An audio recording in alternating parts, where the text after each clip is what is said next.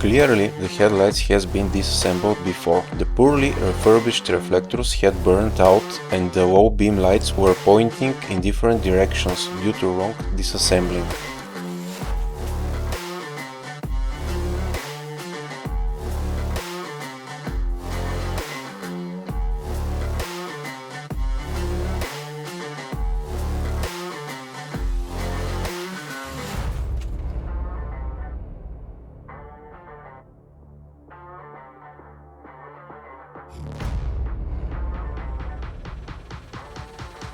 To properly remove the low beam reflectors, they shouldn't be disassembled by unscrewing the bolt from the bottom of the turning mechanism. If this is done, the turning mechanism loses alignment and the only way to realign it will be shown shortly.